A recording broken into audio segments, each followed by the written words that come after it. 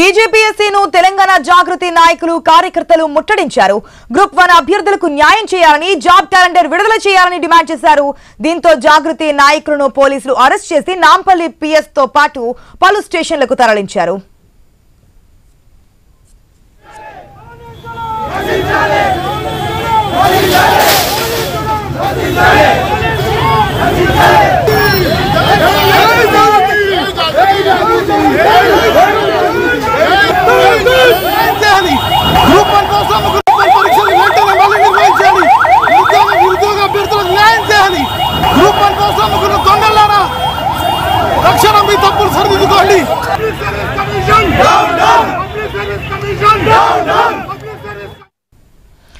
మనం చూసాం, మనదైతే కోర్టు ఇచ్చిన దాన్ని బట్టి మనకి గడువు కూడా ఇచ్చింది 8 నెలలు. అయితే రివాల్యూషన్ చేయండి, లేదంటే కనుక మళ్ళీ నిర్వహించండి అని ఈ గ్రూప్ 1 అభ్యర్థులకు న్యాయం చేయాలని చెప్పి జాగృతి ఏదైతే ఎమ్మెల్సీ కల్వకుంట్ల కవిత స్థాపించిందో ఈ జాగృతి నాయకులు కార్యకర్తలు కూడా ధర్నా చేస్తున్నటువంటి సిచ్యువేషన్ అప్డేట్స్ మా ప్రతినిధి ప్రవీణ్ ద్వారా తెలుసుకుందాం.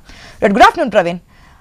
న్యాయం చేయాలి అంటున్నారు, అసలు వారి ప్రధాన డిమాండ్ ఏంటంటే రివాల్యూషన్ చేయించాలనా లేదంటే మళ్ళీ ఎగ్జామ్ కండక్ట్ చేయాలన్నా? వారి ప్రధాన డిమాండ్ ఏంటి?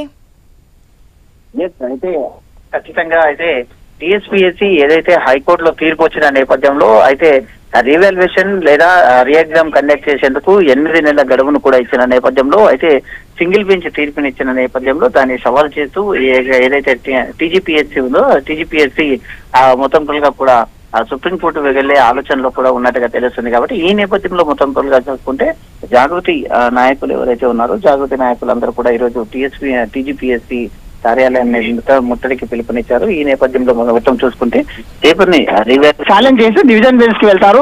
డివిజన్ బెంచ్ కి వెళ్ళిన తర్వాత ఆ యొక్క డివిజన్ బెంచ్ లో ఒకవేళ వెళ్ళాలా లేదంటే డైరెక్ట్ సుప్రీంకోర్టును ఆశ్రయించాలనే కోణం లోపల టీజీపీఎస్సీ ఉన్నట్టుగా తెలుస్తుంది. కాబట్టి ఈ యొక్క 293 పేజీలో మొత్తం తొలగా ఏ విధమైన ఆర్డర్ కాపీలో ఏ అంశాలను పొందుపరిచారో ముందు వాటిని క్షుణ్ణంగా పరిశీలించాలని కూడా టీజీపీఎస్సీ చైర్మన్ చెప్తున్నటువంటి దృశ్యాలు మనం చూస్తున్నాము.